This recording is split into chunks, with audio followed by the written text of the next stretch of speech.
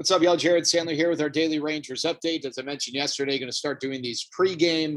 If there's anything super significant from the game that needs to be discussed postgame, I'll churn out another video. But we'll discuss some of the goings-on involving the Rangers, maybe something specific to the game ahead, the matchup, the opponent, just news and notes. Also talk a little Major League Baseball. I love baseball. Give me an opportunity to talk baseball at large. But let's start with the Rangers and the Angels tonight. Last night, the Rangers lost. They scored 4 runs in the first inning, but then nothing after. And the team's home woes offensively continued. Nothing to dispel that despite the nice start with the 4-run first inning against Shohei Ohtani.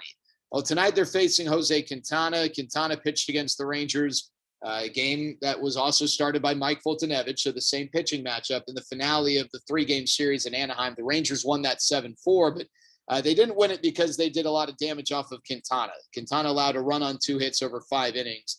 The Rangers did work him. He walked 4 guys, but the Rangers really have not hit lefties particularly well this year. Against righties, their OPS is over 700, about 710. That's nothing special just in and of itself. But against lefties, the team's OPS is barely over 600. That is just perspective. If you're rolling with an OPS just barely over 600, not only are you not an everyday player, you might not even be a big league rostered player. So that's how poorly the Rangers have fared against lefties so far this year. Is it small sample or a trend? Obviously, we'll figure that out. But one of the things Chris Woodward mentioned is that when you face some of these rotations or teams that maybe they've got an off day, maybe they've got the ability to manipulate their rotation to some degree, especially as you get deeper into the season and games become maybe a little more significant or there's a little more urgency, you're going to start seeing a lot more lefties. I mean, the Rangers in 2015, that was a really good team, but they were not so great against lefties. And we saw teams right around the All-Star break and beyond kind of manipulate their rotation. So if they had 2 lefties who had some sort of a chance to pitch in the series, those guys were going to pitch because it was a favorable matchup for them, not a favorable matchup for the Rangers. So it'll be interesting to see how the Rangers fare. Now, there's not just one guy who's the problem here, but one guy specific to lefties who I think needs to step up his performance just for his own sake in his future is Eli White. Now, again, Eli White is not the key to unlock the Rangers' success against lefties, but he's a right-handed hitting outfielder who right now is the 4th outfielder on this team, and he's hitting .056 against lefties this year. And if you include his 2020, which wasn't a large sample size, but this is all we have in his career, he's hitting .051 against lefties with nary an extra base hit. And the reason I bring this up is Eli's starting tonight, and he didn't get sent down. Leote got sent down because Leote's the guy who is viewed as someone who has got a higher ceiling future. Eli White is 27 years old in June. So he's 26, turning 27. I think that the way the Rangers have treated Eli, their willingness to just let him, sit on the bench and not get consistent at bats is an indication that if he shows that he can be an everyday outfielder, great. But the Rangers are kind of the mindset, hey, this guy might be a 4th outfielder. But if he's going to be a 4th outfielder, he's got to show that he can hit lefties as a right-handed hitter. That could be a role for him, a guy who starts almost always against lefties. But if he can't hit lefties, then, where's the role? Then at that point, he's nothing more than a defensive replacement or a guy off the bench who can run. And there are a lot of guys out there who could fill that role, but possibly hit better than Eli White. So that's something to follow if you're a fan of Eli and want him to succeed at the big league level. Speaking of left-handed hitters, Joey Gallo never really had a problem hitting lefties. His 1 home run this year, 1 extra base hit against a lefty. So far this year against lefties, Joey's hitting .250. He's actually hitting better against lefties than righties, both from an average, on base, and slugging standpoint. One thing with Joey, we have hailed his patience in the walks. He's walked 22 times in 22 games. He's gotten on base every single game. That's why his on base percentage is .436. I wonder, though, if temporarily to snap out of this stretch in which he's just not hitting the ball hard, if you'll see Joey more aggressive early on in at bats. I think Joey's just of the mindset, hey, I'm not getting pitches to hit. And so I'm going to go up there and I'm going to be patient. I'm going to make them come to me. And, he's swinging at first pitches right around 24% of the time. That's the lowest of his career. I wonder if Joey starts hunting early. Now, he's got to get pitches to hit, right? And what you don't want is for Joey to go up with the mindset of, I'm going to start swinging early. And now you're getting curveballs in the dirt, sliders in the dirt, fastballs not in your wheelhouse. And instead of getting ahead 1-0 and increasing your chances to succeed, you're behind 0-1 when, it's unnecessary that was the case. So, it's a balance, but that is something I imagine the Rangers might tell Joey to attempt just to try and get out of this. All right. Something just from a baseball standpoint, trivia. And I'm going to share the answer to this trivia at the very end of this video. I heard this on the Starkville podcast, Jason Stark, Doug Glanville, part of the Athletic Podcast Network. So credit to them, Jason, always with tremendous trivia questions. I think this was actually a guest contributor who provided the question, but it was on that podcast nonetheless. There are two pairs of father-son combos who were each drafted among the top 10 picks in their respective draft and each made it to the major leagues.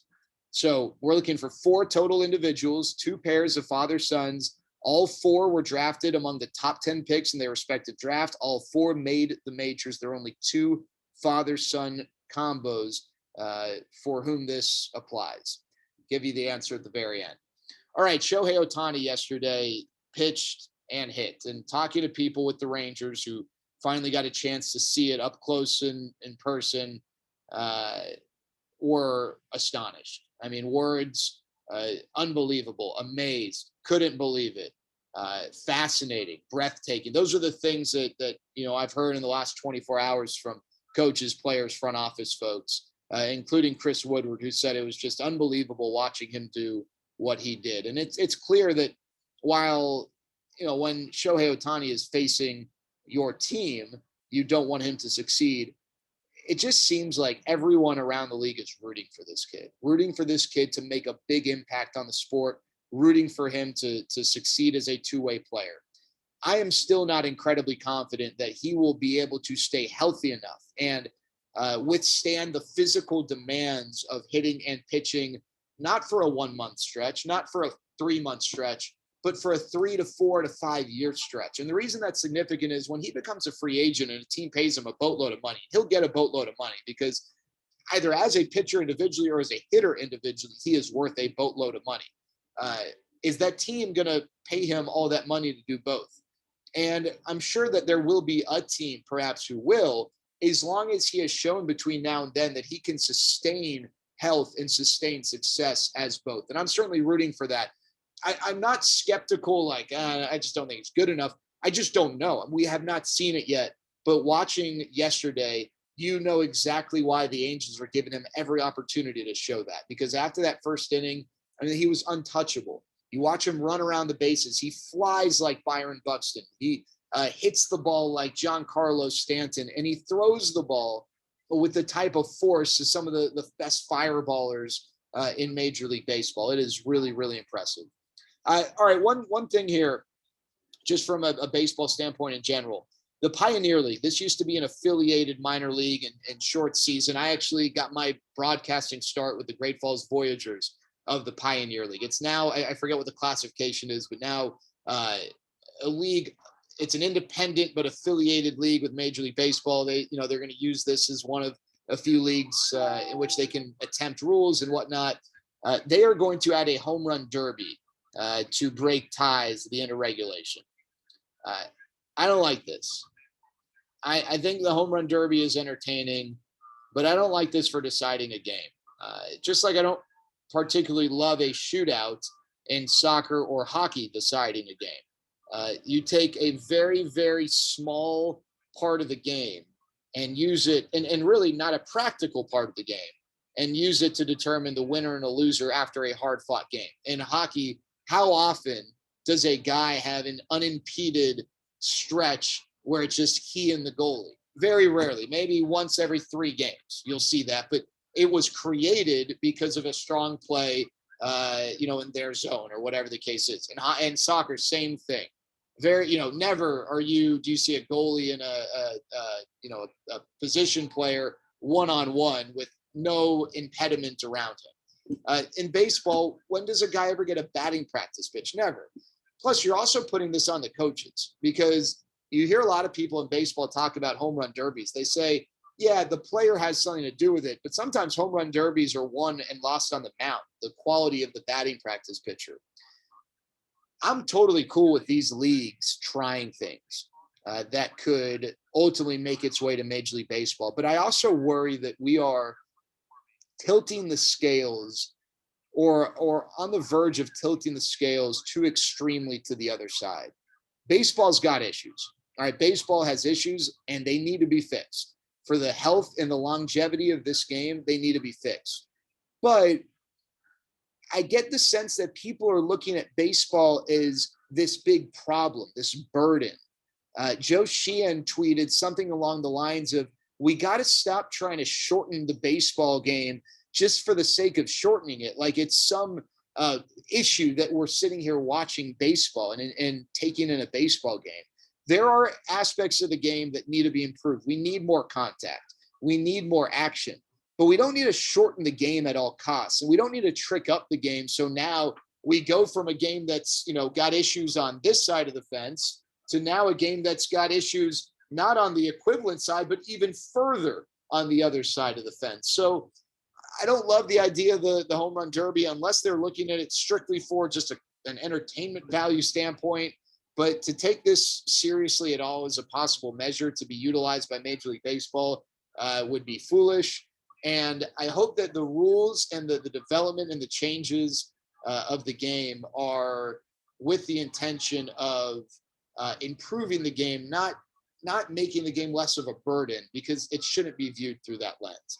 All right, that's all for today, y'all. Talk to y'all later. Have a great day.